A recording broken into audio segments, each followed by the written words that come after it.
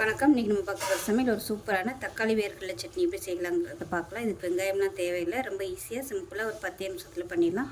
இட்லி, தோசை, சப்பாத்தி, சாதம் எல்லாத்துக்குமே சூப்பராக இருக்கும். வாங்க எப்படி செய்யலாங்கிறத பார்க்கலாம். இப்போ ஒரு கடாய் எடுத்துக்கலாம். தேவையான அளவு எண்ணெய் சேர்த்துக்கோங்க. இப்போ எண்ணெய் நல்லா சூடாயிருச்சு. இப்போ இதில் 2 டேபிள் ஸ்பூன் வேர்க்கடலை சேர்த்துக்கலாம். வேர்க்கடலை நல்லா வறுபட்டுருச்சு. இப்போ 1 டேபிள் ஸ்பூன் கடலைப்பருப்பு சேர்த்துக்கலாம். அடுப்பு நல்லா மீடியத்தில் வச்சுக்கோங்க. இப்போ இதில் ஒரு 3 பல் பூண்டு சேர்த்துக்கலாம். இந்த துண்டு இஞ்சி சேர்த்துக்கலாம். இது கூடவே புளியும் சேர்த்துக்கலாம். இந்த எண்ணெயிலே நல்லா வதக்கிக்கலாம். இப்போ நல்லா வறுபடட்டும். இப்போ மீடியம் சைஸாக ஒரு 3 தக்காளி பொடியாக கட் பண்ணியிருக்கேன். இதை சேர்த்துக்கலாம்.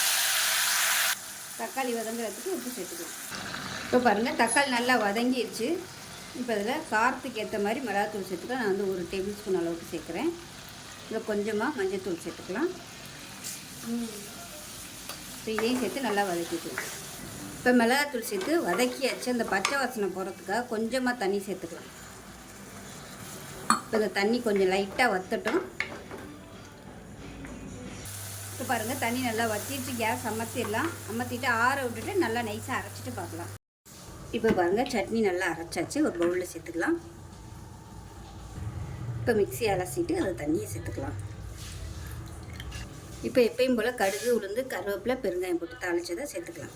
அவ்வளோதான், சூப்பரான சட்னி ரெடி ஆயிடுச்சு.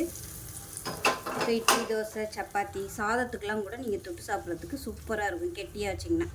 ஸோ செஞ்சு பாருங்கள். செஞ்சு பார்த்துட்டு எப்படி இருந்துச்சுங்கிறத சொல்லுங்கள். வீடியோ பிடிச்சுன்னா லைக் பண்ணுங்கள், கமெண்ட் பண்ணுங்கள், சேனலை சப்ஸ்கிரைப் பண்ணுங்கள், பக்கத்தில் பெல் பட்டனை ப்ரெஸ் பண்ணுங்கள். நன்றி.